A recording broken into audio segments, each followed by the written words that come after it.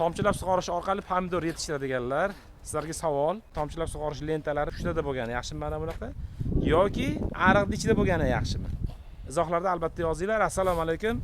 Surxondaryoda Uzundamiz, Hoji tog'amiz uylarida. Qani, Hoji aka, assalomu alaykum. Ularjon, yaxshimisiz? Yaxshi. Kechmiz. Qolgan ishlar bilan. Salomat bo'ling. 3-4 kun oldin nari berisida endi o'tganimizda ariqdan go'nglar solyaptirdingiz, ariqdan sug'orish edi. Shunday. Shuni bir aylandi tomchilab sug'orish, bu yerda quyosh panellari nima bo'ldi? Bir sal tushuncha berib yuboring. Nima bo'ldi? Qanday bunday o'zgarishlar? O'zimiz ham tushunmay qoldik. Qiynalib, ko'chadan suv bekitib, janjal qilib suv olib kelib qo'yib o'tgandik.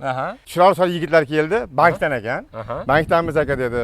Shu prezidentimiz Surxondaryoga tashrifidan keyin shu innovatsion tomorqa degan bir g'oya tug'ilgan. Tomorqangizni tomchilab sug'orish qilamiz, nasos qo'yamiz, panel qo'yamiz, chiroyli qilib shu yerda bir zo'r daromad qiladigan, qiynalmay bir daromad qilgan yo'lini qilamiz deb sharoit qilib beramiz. Sharoit qilib beramiz deb harakat qilishdi. Davlat rahbarimizni tashrifida tavsiya qilingan innovatsion tomorqalar. Shunday innovatsion tomorqa qilamiz.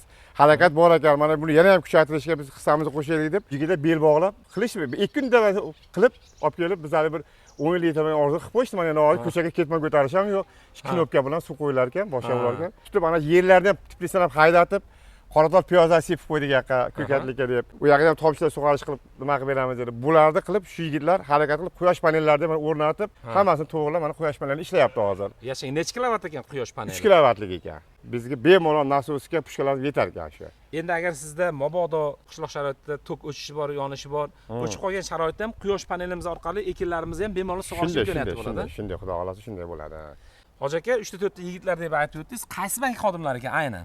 Endi bular Aloqa bank xodimlari ekan. Surxondaryo va Termiz shahridan. Viloyat bo'yicha viloyat rahbarlari, Uzun tumani rahbar yigitlari, mutasaddi Aloqa bank yigitlari ekan. Shular shu ko'mak berishdi, tavsiya berishdi, maslahat berishdi, yordam qilishib qilindi. Shu bilan shu ishlar bo'lib, mana Xudoga shukr, mana ishlar yurishib ketdi. Yashing, barakasini bersin. Tomchilab sug'orishda ichlarga go'ng berganingizni oldin, tomchilab sug'orishga o'tmasdan oldin ariqdan sug'orayotgan paytingizda go'ng berib o'rgansiz-a? Shunday. Men buni ariqdan sug'orib, nima qo'ydik? Bu hozir qo'yib ustida shu tomchilatdik.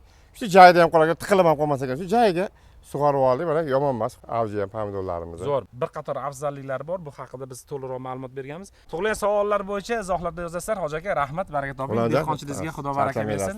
Yaxshi hosillarni ham zo'r gibetlar bor. Ko'rsatamiz inshaalloh. Xudo xolasa.